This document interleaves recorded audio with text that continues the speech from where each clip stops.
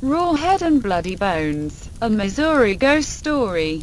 Way back in the deep woods there lived a scrawny old woman who had a reputation for being the best conjuring woman in the Ozarks, with her bedraggled black and gray hair, funny eyes, one yellow and one green, and her crooked nose. Old Betty was not a pretty picture, but she was the best there was at fixing what ailed a man, and that was all that counted.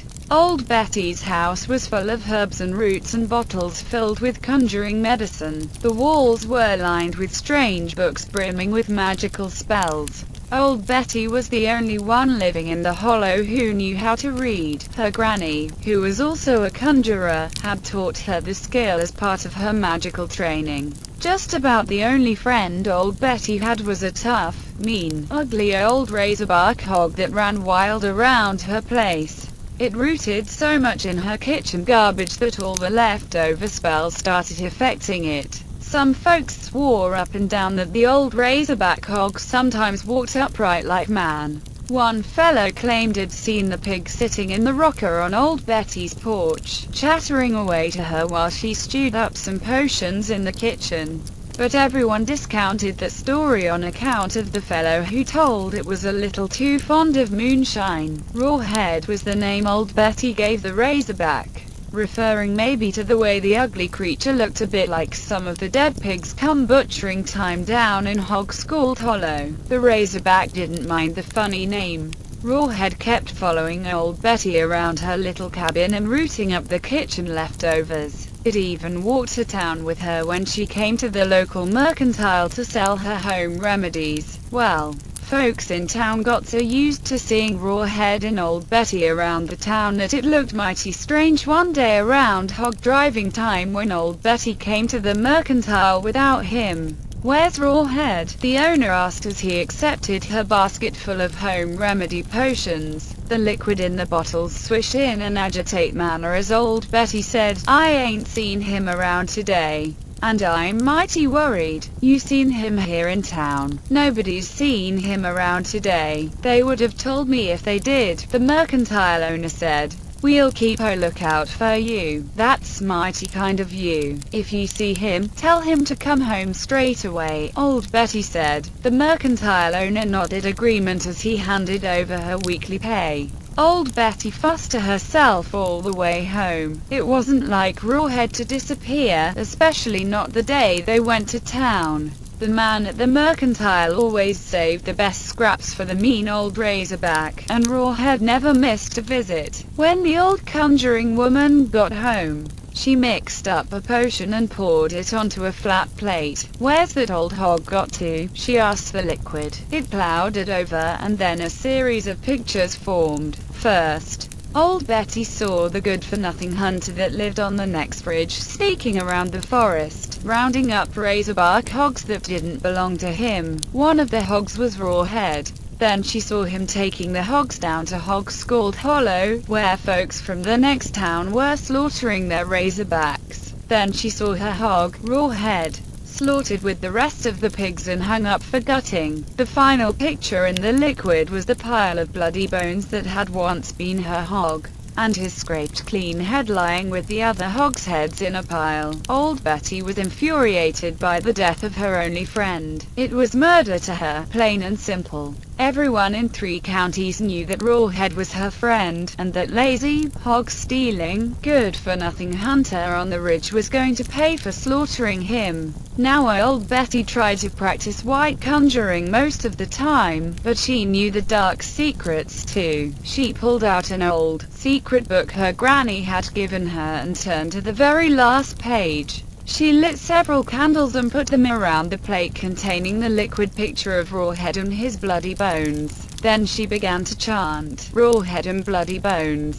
Rawhead and bloody bones." The light from the windows disappeared as if the sun had been snuffed out like a candle. Dark clouds billowed into the clearing where old Betty's cabin stood, and the howl of dark spirits could be heard in the wind that pummeled the treetops. "Rawhead and bloody bones. Rawhead and bloody bones." Betty continued the chant until a bolt of silver lightning left the plate and streaked out through the window, heading in the direction of Hog-Scald Hollow.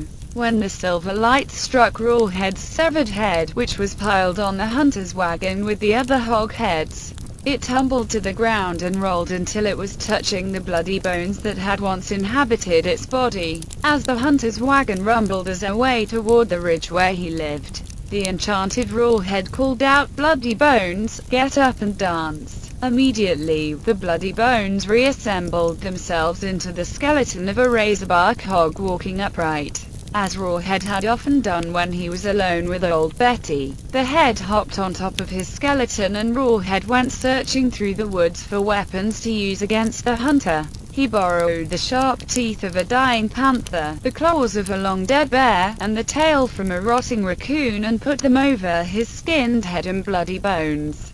Then Rawhead headed up the track toward the ridge, looking for the hunter who had slaughtered him. Rawhead slipped past the thief on the road and slid into the barn where the hunter kept his horse and wagon. Rawhead climbed up into the loft and waited for the hunter to come home.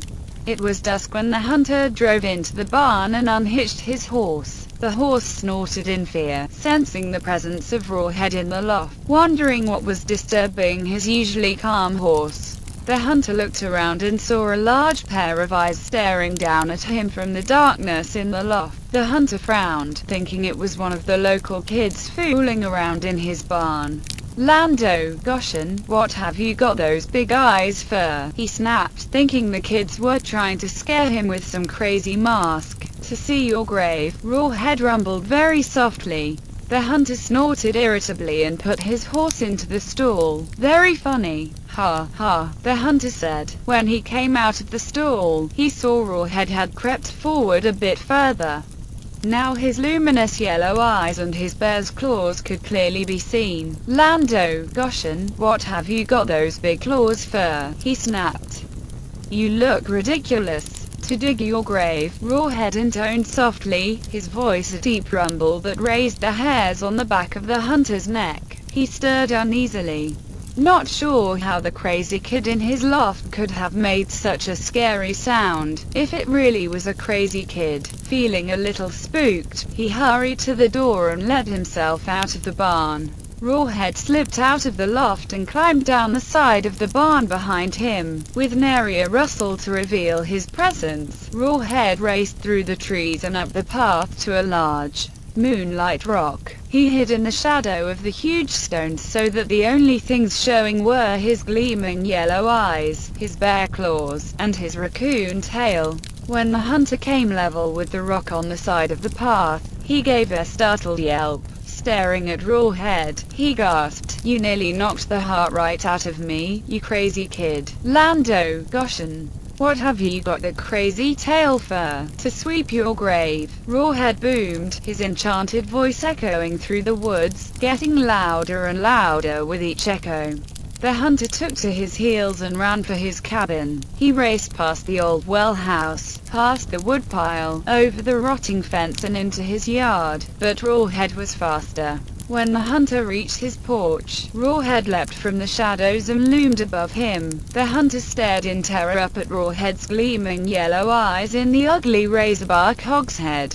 His bloody-boned skeleton with its long bear claws, sweeping raccoon's tail and his gleaming sharp panther teeth. "Lando, Goshen, what have you got those big teeth for?" he gasped desperately, stumbling backwards from the terrible figure before him. "To eat you up, like you wanted to eat me," Rawhead roared, descending upon the good-for-nothing hunter. The murdering thief gave one long scream in the moonlight. Then there was silence, and the sound of crunching. Nothing more was ever seen or heard of the lazy hunter who lived on the ridge. His horse also disappeared that night, but sometimes folks would see Rawhead roaming through the forest in the company of his friend old Betty, and once a month, on the night of the full moon, Rawhead would ride the hunter's horse through town, wearing the old man's blue overalls over his bloody bones with a hole cut out for his raccoon tail. In his bloody, bear-clawed hands, he carried his raw, razorback hog's head, lifting it high against the full moon for everyone to see.